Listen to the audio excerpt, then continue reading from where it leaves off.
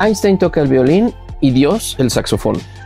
Un chiste que aparece en el capítulo 7 de la serie de Netflix de Three Body, o del problema de los tres cuerpos, que aquí les voy a decir cómo funciona, de qué se trata y qué cosas son las que están detrás de este chiste de Netflix que existen en los libros, particularmente al inicio del Bosque Oscuro de Cixin Liu. Comenzamos.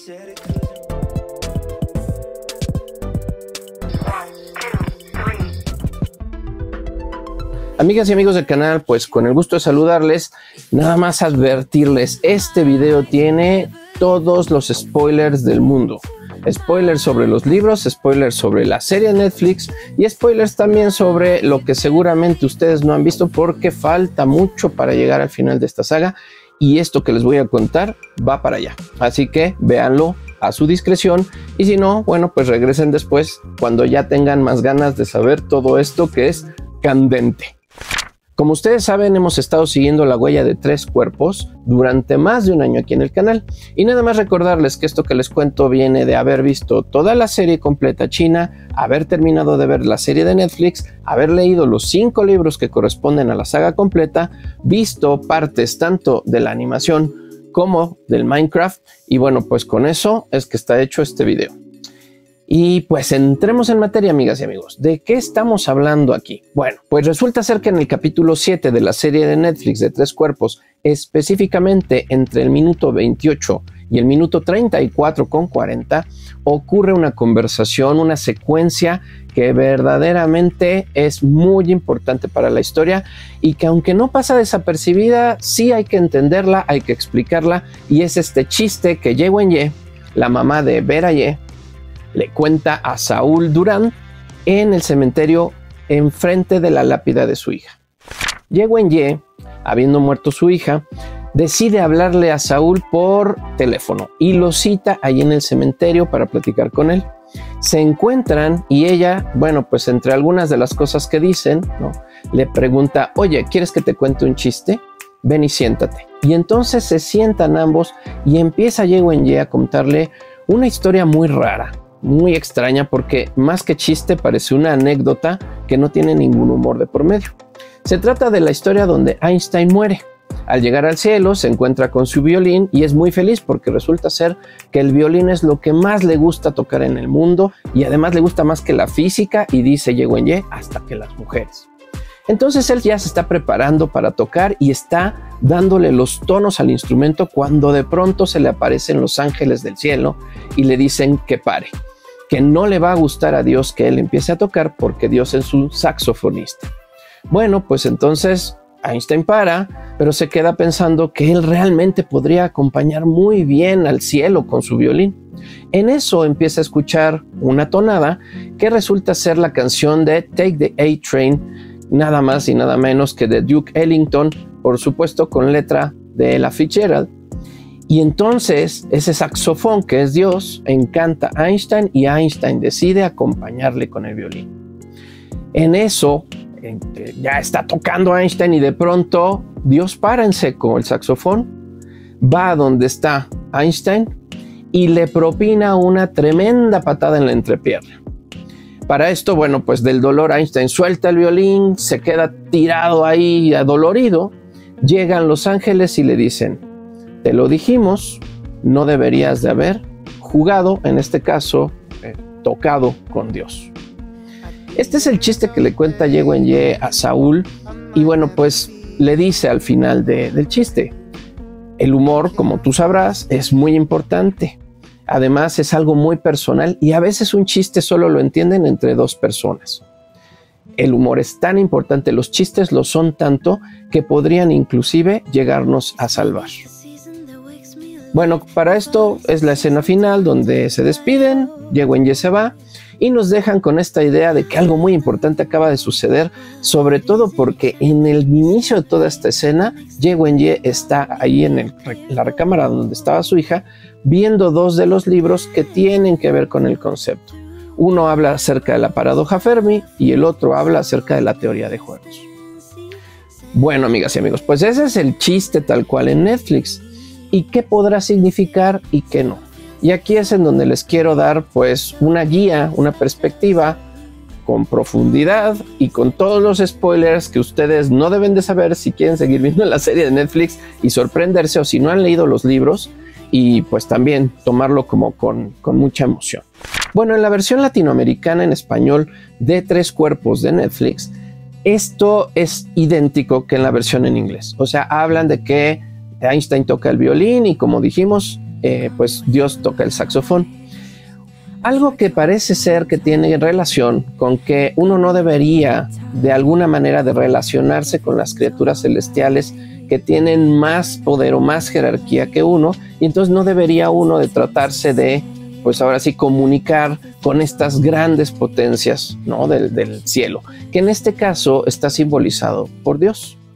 Ahora, en la versión española, esto lo cambian totalmente, tanto en el doblaje como en la manera en la que traducen los subtítulos.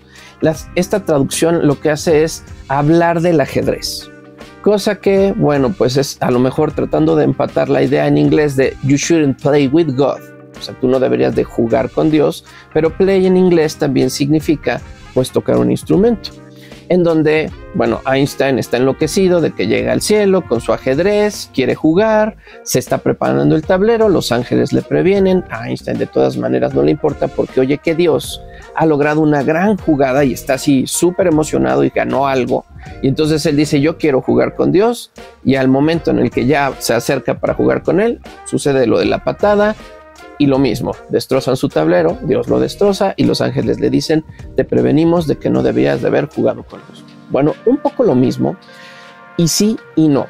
De todas maneras, ambas formas de interpretar este mensaje que en los libros Ye Wenye le dice a Luo Yi, justamente al inicio del segundo tomo del Bosque Oscuro, tiene sus fallas, amigas y amigos, inclusive como para querer crear controversia e hipótesis y conspiración acerca de esto, qué significa y por dónde va. ¿Por qué? Porque si bien esta es una metáfora que usa Ye Wenye para no ser detectada por los sofones, de manera que esta advertencia, que en realidad es una instrucción muy clara a la que le hace Luo Yi, pero bueno, aquí a Saúl parece una advertencia en forma de chiste o una especie como de acertijo por resolver, pues no toman en cuenta que hay un intermediario que son los ángeles que ya no funcionan bien con lo que se está diciendo en términos de la hipótesis del Bosque Oscuro. Y aquí es donde quiero decirles lo que realmente sucede en esa plática y cómo es que se relaciona con todo lo que va a pasar a partir de ese último momento, que es el inicio del segundo libro, y podríamos decir que es la continuidad del final del primero, donde prácticamente un capítulo después se adelantan un poquito en la historia de Netflix, pero bueno, realmente es la despedida o la gran despedida de Ye Wenye con estos protagonistas que tenemos. Bien, pues para eso, queridas amigas y amigos, les quiero leer tal cual lo que le dice Ye Wenye a Luo Yi, pero para eso les tengo que dar un poquito un preámbulo. Luo Yi en la serie original, en la historia de los libros, no es un físico. Luo Yi era un astrónomo que tuvo que ver con la hija de Ye Wenye, que en los libros se llama Dang Yong, y que bueno, aquí sería Vera Ye, donde se conocen desde la universidad y donde pues finalmente él no sigue con la astronomía porque le parece como que era, y él dice así, una roca muy dura de picar. Entonces se dedica a ser sociólogo y tampoco es muy bueno para ello porque es un hombre realmente que la vida le va y le viene, aunque es muy inteligente. Otra cosa muy interesante y que sí se nota en la serie de Netflix y sucede en los libros es que la escena comienza con una hormiga que está caminando, al parecer en unos surcos. Durante esa escena, nos van a ir trasladando a la conversación de estos dos personajes al mismo tiempo que vamos conociendo por cuáles surcos está caminando la hormiga. Y resulta ser que son los surcos de las letras y de los caracteres chinos de la fallecida hija de Ye Wenye, Dang Yong. Esto porque es interesante, porque el autor nos va a ir de un lado a otro llevando a cómo va la hormiga tratando de encontrarle forma a esto que nosotros bien sabemos que es una tumba y unos caracteres que tienen muchos significados que ella nunca va a conocer. Pero bueno, ella le da un cierto significado a su trayectoria y eventualmente termina por salirse de ahí y olvidarse que alguna vez estuvo en su casa y seguir por un nuevo camino. Es muy interesante porque esa es la clave, uno, que nos da el autor, con respecto a esto de la vida inteligente extraterrestre y los humanos. Y bueno, pues ahí entonces comienza esta situación de la plática que tiene Ye Wenye con Luo Yi, que no le dice, oye, te puedo contar un chiste, sino que comienza como bien. Tengo una sugerencia, dice Ye Wenye. ¿Por qué no estudias sociología cósmica? ¿Sociología cósmica, doctora Ye? Un nombre elegido al azar. Supongamos que un gran número de civilizaciones están distribuidas por todo el universo, del orden del número de estrellas detectables. Montones de ellas. Esas civilizaciones constituyen el cuerpo de una sociedad cósmica. La sociología cósmica es el estudio de la naturaleza de esta super sociedad. Pero, dice Luo Yi, la nuestra es la única civilización que conocemos en este momento. Es por eso que nadie lo ha hecho antes, dice Ye Wenye. La oportunidad queda en tus manos. Fascinante, doctora Ye, continúe, por favor. Mi opinión es que todo esto puede unir sus dos disciplinas, hablando de la astronomía y de la sociología que Luo Yi ya está ejerciendo. La estructura matemática de la sociología cósmica es mucho más clara que la de la sociología humana. ¿Por qué dice eso, doctora? Ye Wenye señaló al cielo. ¿Ves cómo las estrellas son puntos?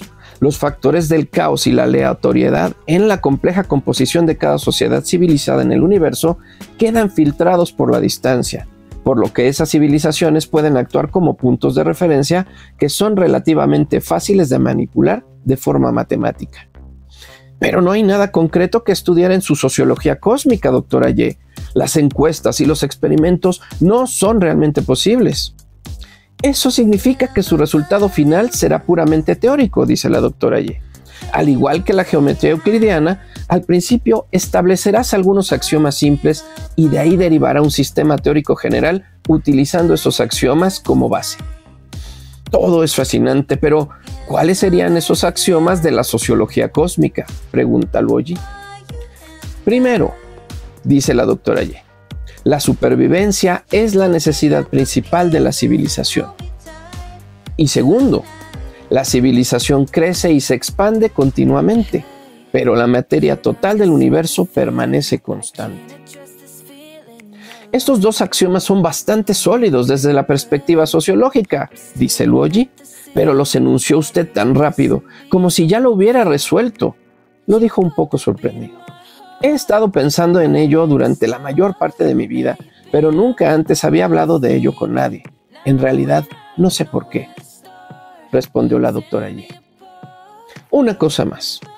Para derivar una imagen básica de la sociología cósmica a partir de estos dos axiomas, se necesitan otros dos conceptos importantes: las cadenas de sospecha y la explosión tecnológica. Términos interesantes, doctora Ye. ¿Podría usted explicármelos? Ye Wenye miró su reloj. No hay tiempo, pero eres lo suficientemente inteligente como para descifrarlos. Usa esos dos axiomas como punto de partida para tu disciplina y podrás terminar convirtiéndote en el Euclides de la sociología cósmica. No soy Euclides, pero recordaré lo que me dijo y le daré una buena pensada, aunque podría acudir a usted en busca de orientación. Me temo que no habrá esa oportunidad. En ese caso, es mejor que olvides que dije algo. De cualquier manera, he cumplido con mi deber. Bueno, querido Luo, debo marcharme. Cuídese, profesora. Ye Wenye se fue durante el crepúsculo hacia su encuentro final. Y bueno, ese encuentro final lo muestran en la serie de Netflix, lo vemos en los libros, que es donde ella llega otra vez a la antena y en la Costa Roja, pero ella termina tirándose al abismo por el que en los libros mató a su esposo. Y bueno, amigas y amigos, ¿qué significa esto que le ha dicho Ye Wenye a Luo Yi, o que le trata de decir de alguna manera, eso ya vamos a verlo al final, a este hombre Saúl Durán? Bien, tiene que ver con muchos conceptos interesantísimos de la astronomía. Y uno de ellos, que tiene que ver también con la física y con, no con Einstein directamente, sino con otros científicos, entre ellos el más importante, Enrico Fermi.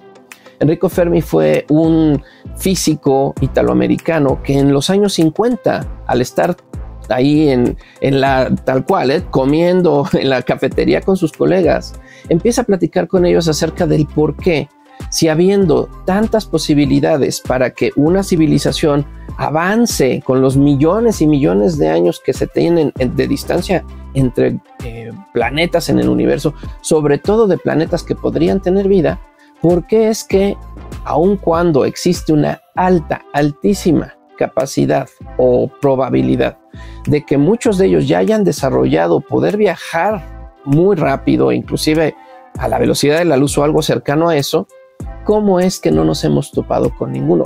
Decía en algún momento este hombre Fermi, pues ¿dónde están? Y eso se conoce como la paradoja de Fermi o la Fermi Paradox. Es esta inconsistencia matemática, estadística, que no hace sentido entre las probabilidades que existen de que haya vida extraterrestre y la nula, así absolutamente nula evidencia que tenemos de que estén ahí. O sea, no ha habido comunicación, no ha habido una evidencia que todo el planeta sepa que ahí está.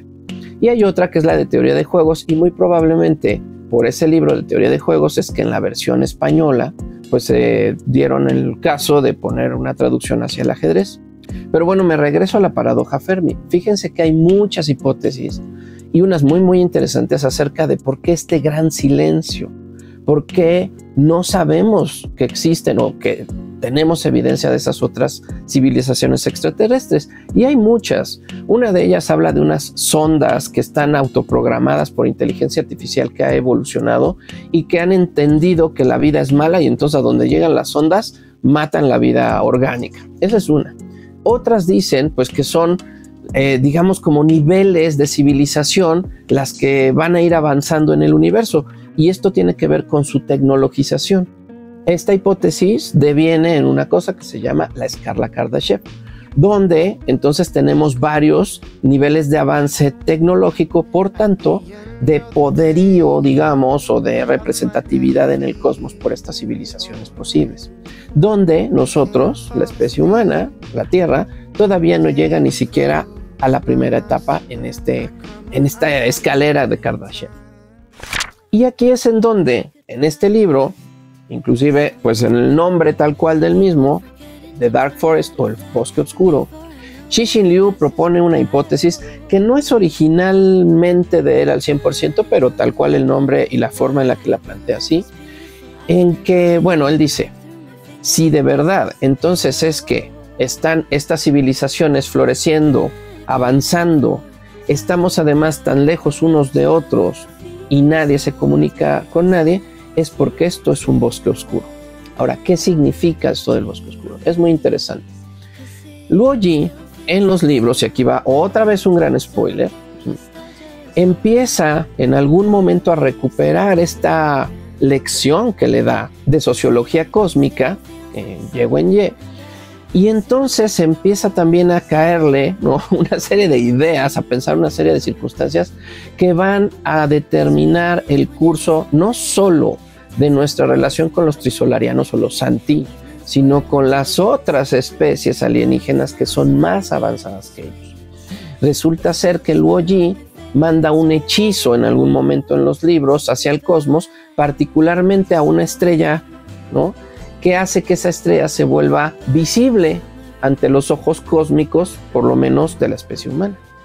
Y tiempo después resulta que la estrella va a explotar en un supernova, acabando con toda la vida en ese sistema solar. Y entonces este hechizo que lanza Luo Ji, pues nada más evidencia lo que le había dicho en algún momento Ye Wenye, que hay una especie de super sociedad cósmica que está regida por dos axiomas y dos conceptos centrales. Y ahí vamos con los axiomas y los conceptos.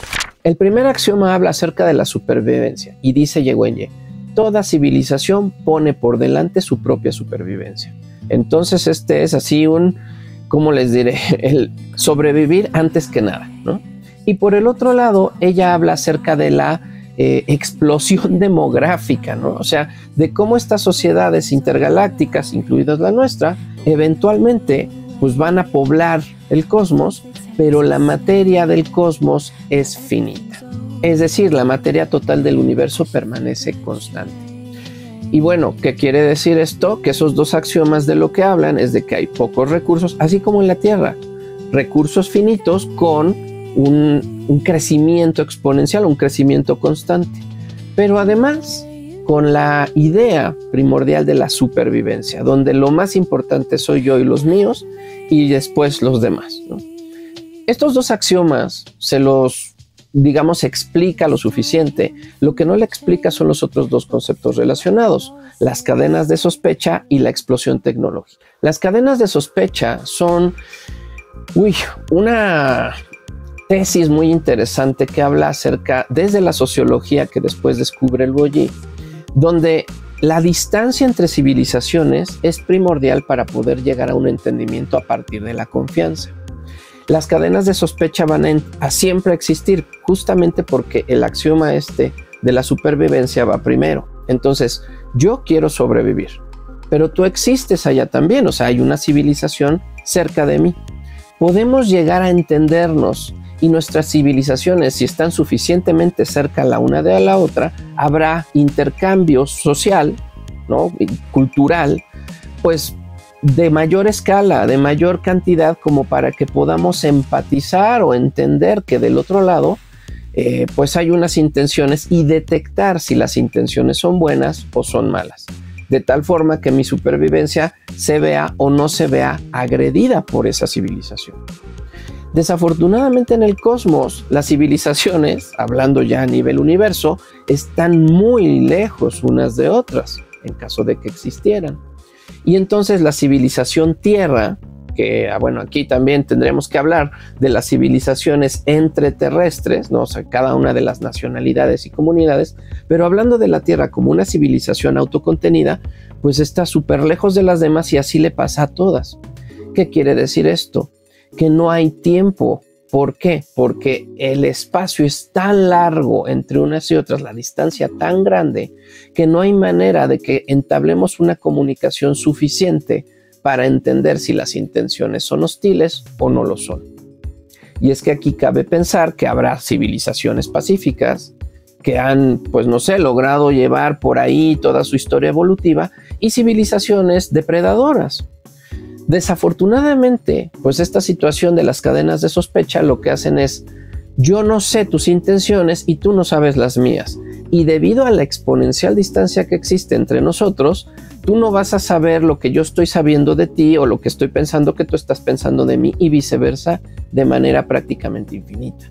Entonces, la empatía es imposible, el entendimiento no se puede dar, y las intenciones, porque la supervivencia es el axioma número 1, deberán de ser siempre leídas como de agresividad y de destrucción por parte de las otras civilizaciones. Entonces me debo de cuidar siempre, no importa si aquellos otros se comunican conmigo.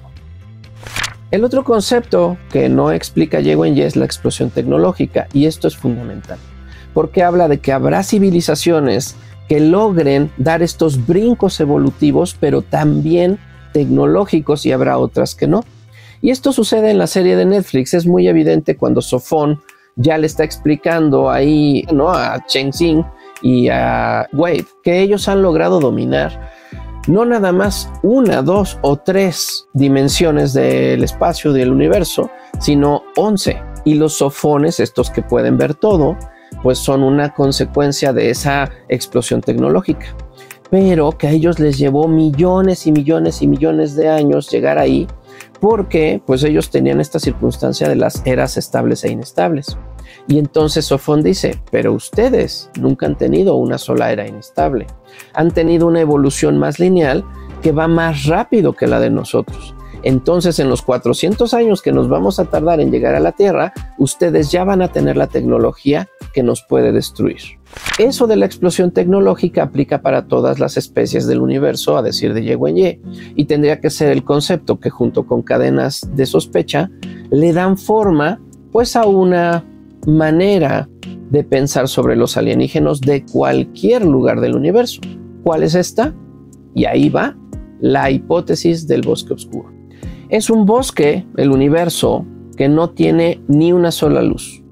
Está poblado por montones de especies, y unas y otras no se conocen y no se han podido comunicar.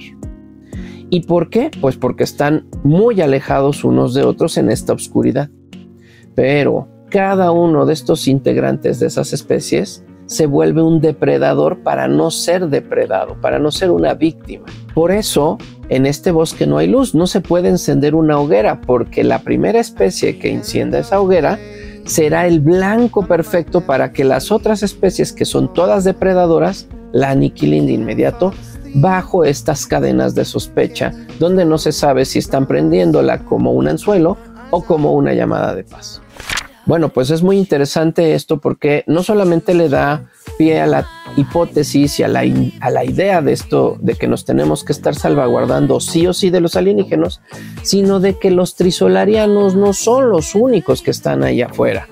Inclusive, amigas y amigos, spoiler otra vez, y aquí es donde el chiste de Einstein no hace ningún sentido. Los trisolarianos no son, pero por nada, una de las especies más avanzadas en la escala Kardashev. En realidad estamos ante una especie ligeramente más avanzada que nosotros, tanto así que nos tienen miedo porque 400 años de diferencia harán que nosotros podamos defendernos e inclusive destruirlos.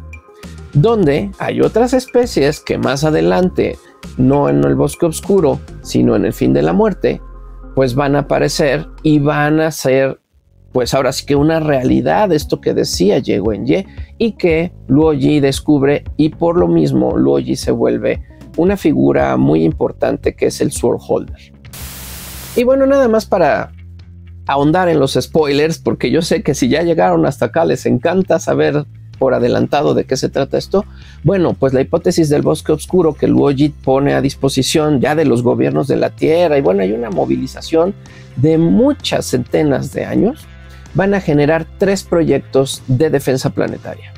El Bunker Project, o el proyecto Bunker, que trata de que, en el caso de que los trisolarianos o alguien que no sean ellos nos ataquen, porque parece ser que los que atacaron aquel planeta donde Luo Yi echó su hechizo no son los trisolarianos. Eventualmente, ahí no les voy a spoilear, pero nos damos cuenta de por qué no son ellos.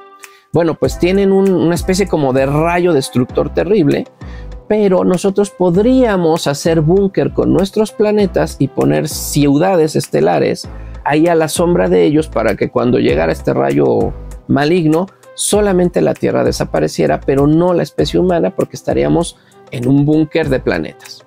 Ese es el primer proyecto que se desarrolla. El segundo proyecto es el dominio oscuro o Black Domain. Este es más difícil de lograr y viene junto con el tercer proyecto, que es el Lightspeed Project o el proyecto Velocidad de la Luz, de las fábulas de Yun Tianming, o aquí Will Downing en la serie de Netflix. Son importantísimas esas fábulas que le va a transferir Yun Tianming a Cheng Xing en un encuentro estelar, porque le dan la llave para poder llegar a la velocidad de la luz. ¿Qué es esto? Bueno, pues se encuentra que a la velocidad de la luz podemos, durante el proceso de estas tecnologías, alterar la materia, o sea, el tejido del espacio-tiempo, y entonces encerrar al sistema solar en una especie como de capa de oscuridad, ¿no? Por eso se llama el dominio oscuro o el Black Domain, el dominio negro, porque es un lugar donde el tiempo va a ocurrir mucho más despacio y donde la luz no puede penetrar. Por tanto, van a pasar 2 cosas si se logra esto. Esas civilizaciones súper avanzadas ya no nos van a poder detectar, o si nos detectan no seremos interesantes porque si entran ya no pueden salir de un Black Domain, de un dominio oscuro. Y la otra, aunque nos atacaran con luz, la luz no va a entrar, no va a lograr llegar. Ese es el segundo proyecto. Y el tercero es el Lightspeed Project o proyecto de la velocidad de la luz, que trata acerca de lograr acelerar naves espaciales a la velocidad de la luz para emigrar de la Tierra y del sistema solar y calladitos irnos de puntitas a tratar de encontrar otros planetas donde sobrevivir como especie, porque resulta que la Tierra está a nada de ser percibida por estas civilizaciones más avanzadas y por supuesto destruida en un santiamén. Y bueno, pues esa es la explicación real de la historia escrita por Cixin Liu detrás de este chiste que existe en Netflix y que, bueno, pues la verdad es mucho más científico, mucho más interesante. Sí, por supuesto, invoca algunas cosas como la paradoja Fermi y todo lo que ya les dije, pero no necesariamente habla de Einstein y mucho menos de Dios y los ángeles. Y bueno, pues terminando por abordar ese capítulo, nada más decirles, yo qué creo que va a pasar y otra, porque creo que falla. Falla determinantemente porque los ángeles, si están representando en el chiste a los Santi, a estos trisolarianos, pues entonces Dios ya los vio y Dios ya los debía de haber matado. Se supone que las civilizaciones más altas son capaces de destruir a las de menor avance tecnológico, justamente porque no las quieren dejar avanzar, no quieren que se exponencie su tecnología con el tiempo.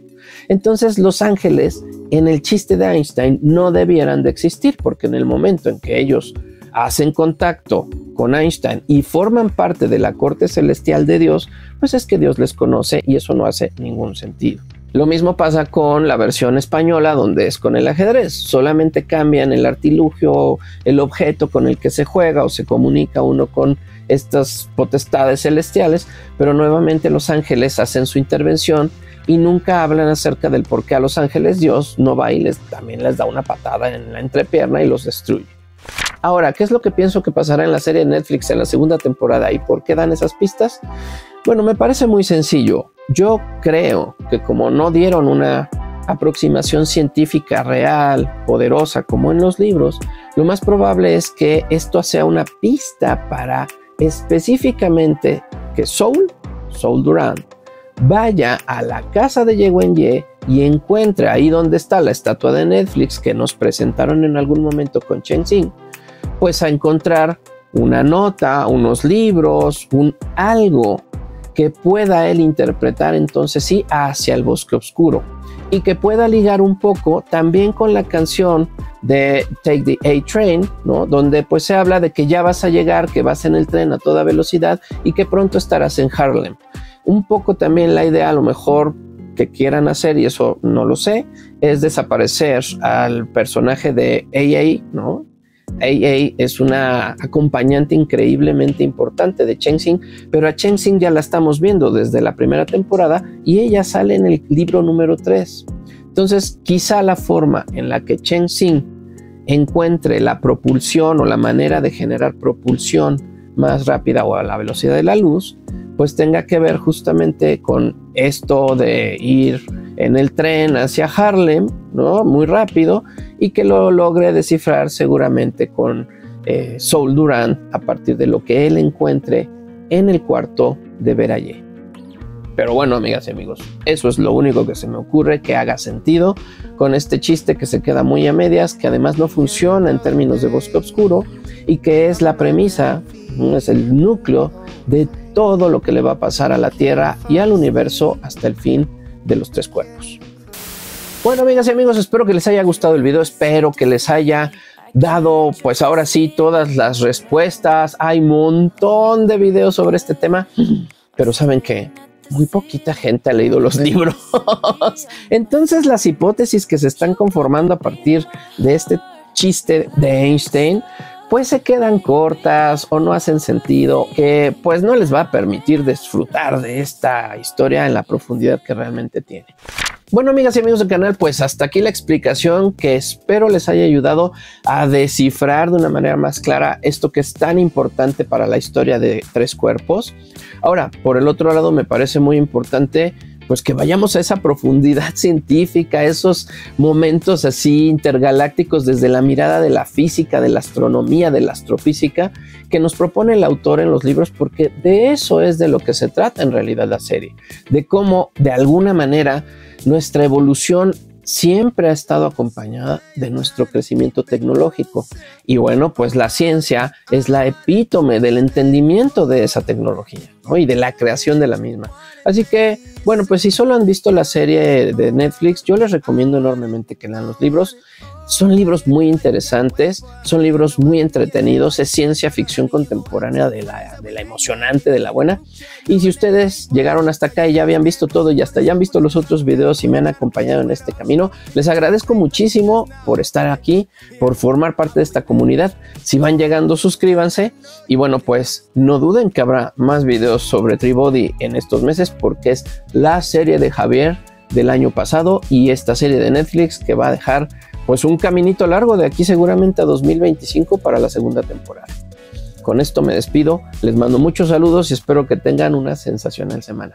Nos vemos en la próxima. Bye bye.